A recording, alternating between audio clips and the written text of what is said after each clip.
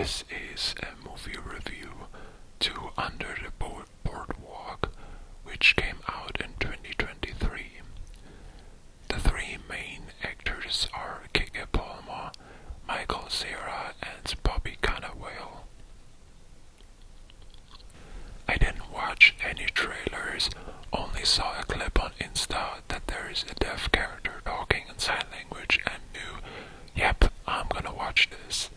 I've only read the description and therefore wasn't that eager for the romance, but was pleasantly surprised in the end. Music. I didn't expect it to be a musical. Not that it's bad, but it caught me off guard at the beginning lull. The songs were mostly pop, like a modern animation movie, similar to DreamWorks' Teenage Kraken, which was relatively expected, and I'm quite neutral about it. On the other hand, they often felt amateurish, what I like though. Similar vibes to Penelope's song in Rolf Breaks the Internet, her having asked the musical princesses what her song is, realizing she can't really sing, but then finds her reflection of water and sings the song of her heart. I love these type of songs in musicals, feels real and genuine. Story and characters. Quite the basic animation movie for kids, I'd say. There's a fight between two races/gangs, a romance that's gonna save the day after being on an adventure, trying to get back home after getting kidnapped, that let them get out of their shell, pun intended, and bullies learning their lesson as well as parents realizing their kids ain't kids anymore. But this one had a modern, in a good way aspect, feminist and inclusive, unfortunately no queerness, though it can be interpreted as queer-coded, but at least disability rep. Most male crabs are typically males throughout the movie, always looking for a fight, only communicating with their fists, and trying to get the popular almost beautiful woman. However, the main characters on the good side also had a heart, especially the protagonist. Shy, kinda awkward, overthinking everything, and definitely not up for a fight.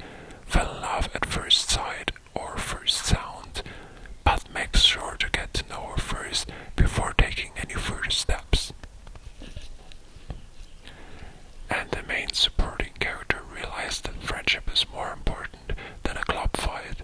I love this song.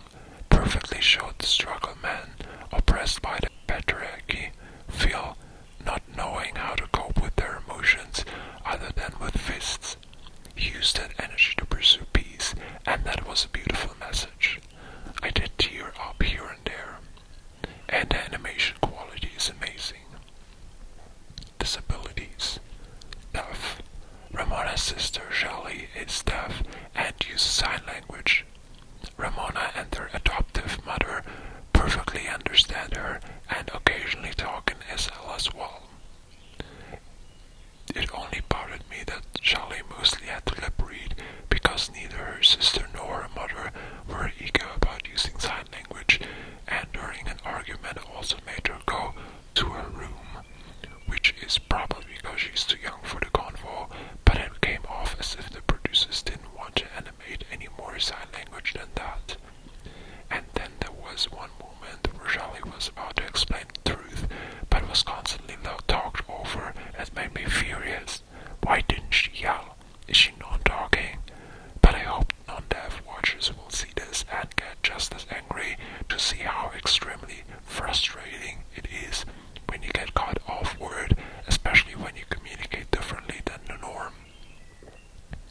Overall it's good though, even the police apologized after just one remark. I also love that one character asking whether Shelley knows their deaf uncle.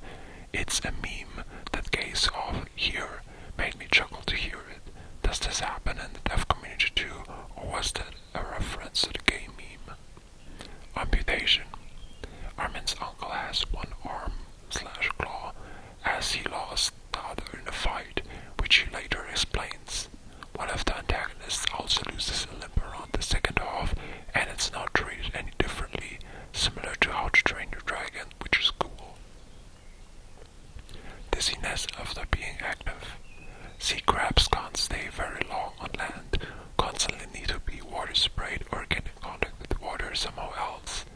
as Ramona and Armin are stuck in a theme park far away from the sea for crab's legs distance. This adds a lot of moments where Ramona suddenly feels dizzy and weak until she gets some droplets of water under her skin.